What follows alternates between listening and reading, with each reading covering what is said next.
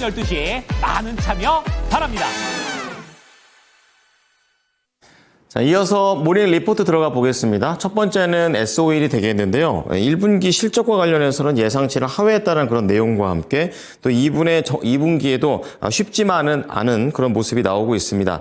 북미 정책이라든지 드라이빙 시즌에 대한 반등에 대한 기대감도 있지만 우선은 호재보다는 악재 쪽에 조금 더 포인트를 맞추면서 목표가 내렸습니다. 자, 그런 가운데 삼성 SDI 보겠습니다. 실적 발표와 관련해서 영업 적자가 좀 우려가 된다라는 그런 내용도 있고요. 또 업황과 연구 개발비에 대한 그런 고정비에 대한 부담감도 있는 상황이 되고 있겠습니다. 또 이 험난한 한 해가 될 것이라는 내용을 밝히게 되면서 투자 의견을 낮추진 않았고 딱 중립 정도로 맞췄습니다. 마지막으로 HK 이노엔이 되겠는데요. 1분기 실적은 부합하는 수준을 보여줬습니다. 전 제품군에서 고른 성장을 보였다는 얘기와 함께 임상에 대한 모멘텀도 나왔었고요. 이 탄탄한 영업 가치 그리고 미국 시장에 대한 걱정들도 줄었다라는 관점을 보여주고 있습니다. 중요한 내용들 자세하게 알아보겠습니다. 정수지 캐스터입니다.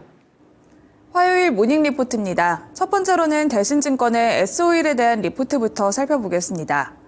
S-오일의 1분기 실적은 정유와 석유화학, 윤활 부분의 동반 부진으로 인해서 영업적자 215억 원을 기록하며 컨센서스를 크게 하회했습니다.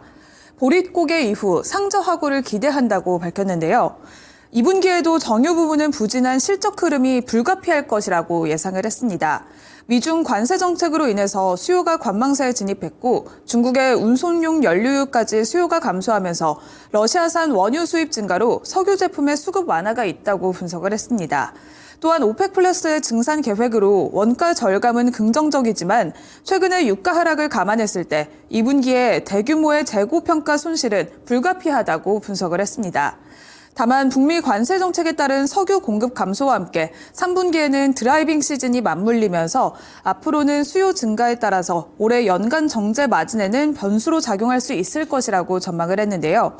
투자 의견은 매수를 유지했지만 목표 주가는 77,000원으로 하향 조정했습니다. 최근 증권가에서는 S-오일에 대한 목표가 하향이 줄이고 있는 상황인데요. 최근 주가 흐름을 보시면 5만 원 초반대에서 머물고 있는 모습입니다. 목표 주가 77,000원으로 하향 조정된 만큼 투자 전략의 리포트 내용까지 참고해 보시길 바랍니다. 이어서 삼성 SDI에 대한 한국투자증권의 의견 살펴보도록 하겠습니다. 예상보다 깊은 상처라는 제목의 리포트인데요. 1분기 매출액은 3조 1,768억 원, 영업이익은 4,341억 원 적자를 기록을 했습니다. 컨센서스를 크게 하회한 어닝쇼크를 발표한 건데요. 영업 상황이 예상을 더 크게 못 미친 건데 전자재료를 제외하고 소형전지와 전기차용 대운전지 모두 큰 폭의 적자를 기록한 것이라고 추정을 했습니다. 실적의 가시성이 낮고 자금 운용이 빠듯한 구간이다라고 평가를 했는데요. 현재 업황 약화로 인해서 정상적으로 이익이 내기 어려운데 전고체 개발을 위해서 대규모 비용은 발생하고 있는 상황입니다. 연구 개발비를 줄이면 차세대 전지를 통한 경쟁력 확보가 불가피한 상황인데요. 돈을 못 번다고 돈을 안 쓸 수가 없는 국면이다라고 코멘트를 했습니다. 이익 회복 능력이 저하될 수 있는 구간으로서 미국의 관세 정책까지 더해지면 3분기 업황은 지난 4분기와 1분기보다 더 악화될 가능성도 있다고 덧붙였습니다.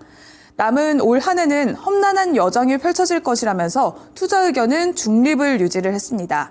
삼성 SDI의 주가는 끝없는 내리막을 보인 뒤 현재도 박스권에 갇혀있는 모습인데요. 전일 종가는 18만 4,200원에 마감한 상황입니다. 리포트 내용까지 참고해 보시길 바랍니다. 마지막으로 한국투자증권의 HK 이노엔에 대한 리포트 살펴보겠습니다. HK 이노엔의 1분기 매출은 2,474억 원, 영업이익은 254억 원으로 모두 컨센서스와 추정치에 부합했습니다. 전 제품군에서 판매 증가를 달성했는데 K캡의 매출은 475억 원을 기록했습니다. 미국 파트너사인 세벨라와 임상 3상의 1차 목표 달성을 발표했는데요. 유의미한 성과를 달성하면서 4분기에는 FDA 품목 허가를 신청할 예정입니다. 인도 진출까지 앞두고 있어서 하반기 수출을 예상할 수 있다라고 모멘텀을 짚었는데요. K캡의 수출 로열티는 20에서 40%가량 성장할 것이라고 한국투자증권은 예상을 했습니다. 다만 미국의 P캡 시장의 우려를 해소를 위에서 포인트를 짚었는데요. 첫 번째로는 가성비 논란 해소가 필요하다고 봤고 또한 패션 파마의 보노프라잔 제네릭의 방어를 꼽았습니다.